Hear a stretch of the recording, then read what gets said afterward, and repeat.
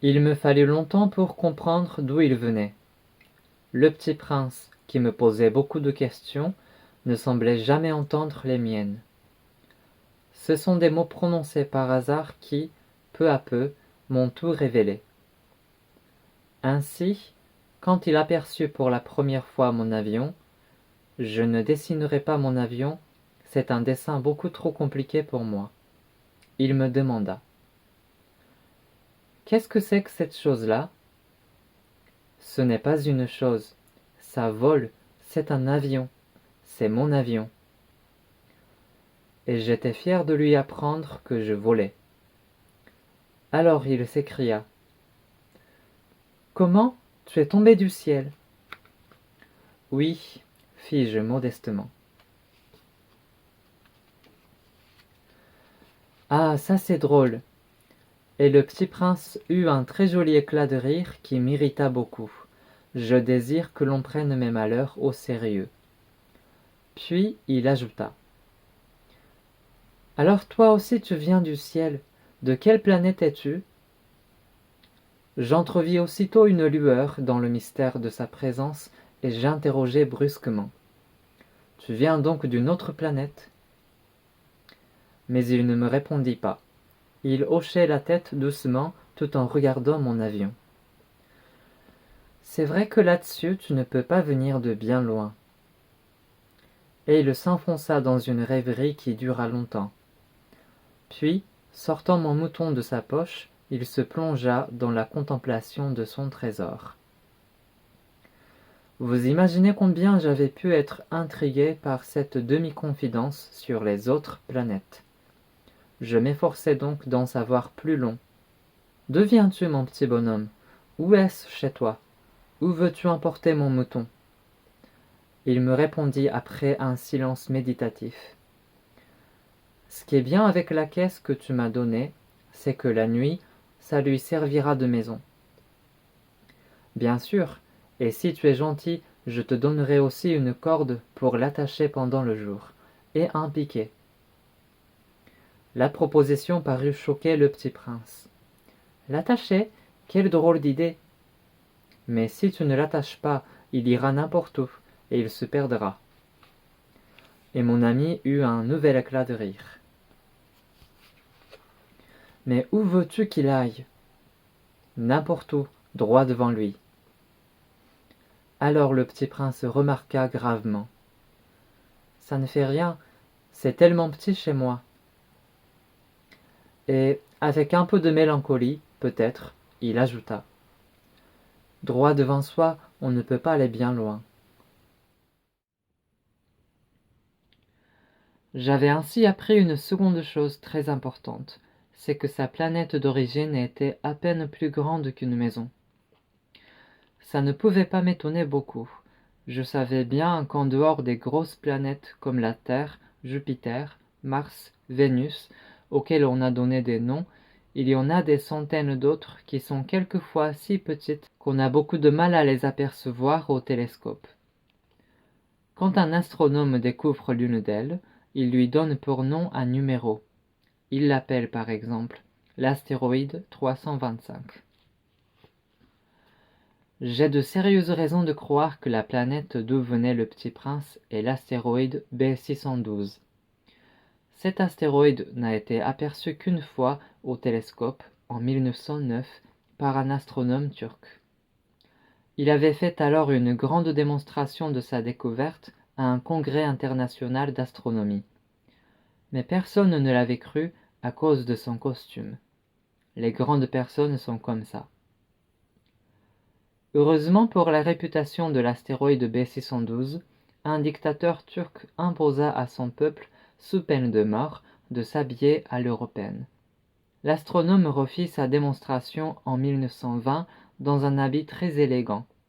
Et cette fois-ci, tout le monde fut de son avis. Si je vous ai raconté ces détails sur l'astéroïde B612, et si je vous ai confié son numéro, c'est à cause des grandes personnes. Les grandes personnes aiment les chiffres. Quand vous leur parlez d'un nouvel ami, elles ne vous questionnent jamais sur l'essentiel. Elles ne vous disent jamais quel est le son de sa voix, Quels sont les jeux qu'il préfère? Est-ce qu'il collectionne les papillons? Elle vous demande: quel âge a-t-il? Combien a-t-il de frères? Combien pèse-t-il? Combien gagne son père? Alors seulement elle croit le connaître. Si vous dites aux grandes personnes: j'ai vu une belle maison en briques roses avec des géraniums aux fenêtres et des colombes sur le toit, elles ne parviennent pas à s'imaginer cette maison. Il faut leur dire: j'ai vu une maison de 100 000 francs. Alors elles s'écrient: comme c'est joli! Ainsi, si vous leur dites: la preuve que le petit prince a existé, c'est qu'il était ravissant, qu'il riait et qu'il voulait un mouton. Quand on veut un mouton, c'est la preuve qu'on existe. Elles hausseront les épaules et vous traiteront d'enfant. Mais si vous leur dites: la planète d'où il venait est l'astéroïde B612, alors elles seront convaincues et elles vous laisseront tranquille avec leurs questions.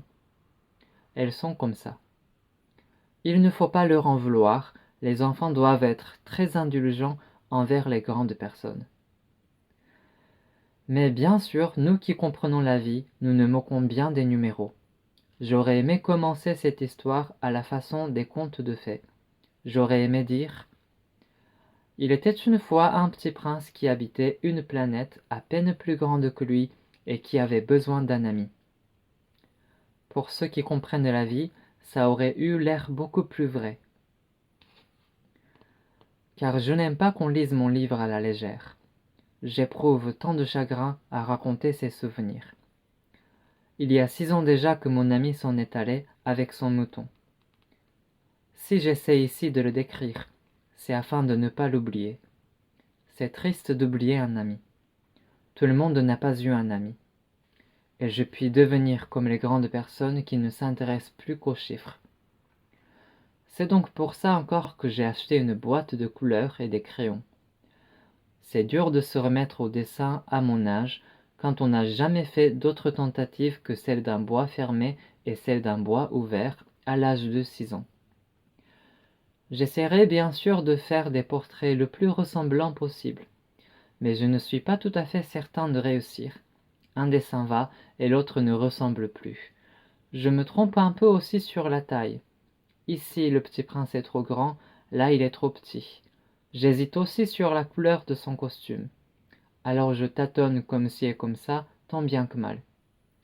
Je me tromperai enfin sur certains détails plus importants. Mais ça, il faudra me le pardonner. Mon ami ne donnait jamais d'explication. Il me croyait peut-être semblable à lui. Mais moi, malheureusement, je ne sais pas voir les moutons à travers les caisses. Je suis peut-être un peu comme les grandes personnes. J'ai dû vieillir. Chaque jour, j'apprenais quelque chose sur la planète, sur le départ, sur le voyage. Ça venait tout doucement, au hasard des réflexions. C'est ainsi que le 3e jour, je connus le drame des baobabs. Cette fois-ci encore, ce fut grâce aux moutons, car brusquement le petit prince m'interrogea, comme pris d'un doute grave.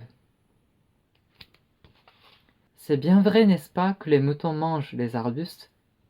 Oui, c'est vrai. Ah, je suis content. Je ne compris pas pourquoi il était si important que les moutons mangeassent les arbustes. Mais le petit prince ajouta: par conséquent, ils mangent aussi les baobabs. Je fis remarquer au petit prince que les baobabs ne sont pas des arbustes, mais des arbres grands comme des églises, et que, si même il emportait avec lui tout un troupeau d'éléphants, ce troupeau ne viendrait pas à bout d'un seul baobab. L'idée du troupeau d'éléphants fit rire le petit prince. Il faudrait les mettre les uns sur les autres. Mais il remarqua avec sagesse: les baobabs, avant de grandir, ça commence par être petit. C'est exact, mais pourquoi veux-tu que tes moutons mangent les petits baobabs?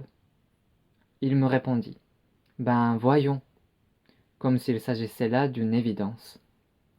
Et il me fallut un grand effort d'intelligence pour comprendre à moi seul ce problème. Et en effet, sur la planète du petit prince, il y avait, comme sur toutes les planètes, de bonnes herbes et de mauvaises herbes. Par conséquent, de bonnes graines de bonnes herbes et de mauvaises graines de mauvaises herbes. mais les graines sont invisibles. Elles dorment dans le secret de la terre jusqu'à ce qu'il prenne fantaisie à l'une d'elles de se réveiller. Alors elles s'étirent et poussent d'abord timidement vers le soleil une ravissante petite brindille inoffensive. S'il s'agit d'une brindille de radis ou de rosier, on peut la laisser pousser comme elle veut. Mais s'il s'agit d'une mauvaise plante, il faut arracher la plante aussitôt dès qu'on a su la reconnaître. Or, il y avait des graines terribles sur la planète du Petit Prince. C'étaient les graines de baobab. Le sol de la planète en était infesté. Or, un baobab, si l'on s'y prend trop tard, on ne peut jamais plus s'en débarrasser. Il encombre toute la planète, il la perfore de ses racines, et si la planète est trop petite, et si les baobabs sont trop nombreux, ils la font éclater. C'est une question de discipline, me disait plus tard le Petit Prince. Quand on a terminé sa toilette du matin, il faut faire soigneusement la toilette de la planète. Il faut s'astreindre régulièrement à arracher les baobabs dès qu'on les distingue d'avec les rosiers auxquels ils ressemblent beaucoup quand ils sont très jeunes. C'est un travail très ennuyeux, mais très facile. Et un jour, il me conseilla de m'appliquer à réussir un beau dessin pour bien faire entrer ça dans la tête des enfants de chez moi. S'ils voyagent un jour, me disait-il, ça pourra leur servir. Il est quelquefois sans inconvénient de remettre à plus tard son travail. Mais s'il s'agit des baobabs, c'est toujours une catastrophe. J'ai connu une planète habitée par un paresseux. Il avait négligé 3 arbustes. Et sur les indications du Petit Prince, j'ai dessiné cette planète-là. Je n'aime guère prendre le ton d'un moraliste. Mais le danger des baobabs est si peu connu, et les risques courus par celui qui s'égarerait dans un astéroïde sont si considérables, que pour une fois, je fais exception à ma réserve. Je dis, enfants, faites attention aux baobabs. C'est pour avertir mes amis d'un danger qu'ils frôlaient depuis longtemps, comme moi-même, sans le connaître, que j'ai tant travaillé ce dessin-là. La leçon que je donnais en valait la peine. Vous vous demanderez peut-être, pourquoi n'y a-t-il pas, dans ce livre, d'autres dessins aussi grandioses que le dessin des baobabs? La réponse est bien simple. J'ai essayé, mais je n'ai pas pu réussir. Quand j'ai dessiné les baobabs, j'ai été animé par le sentiment de l'urgence.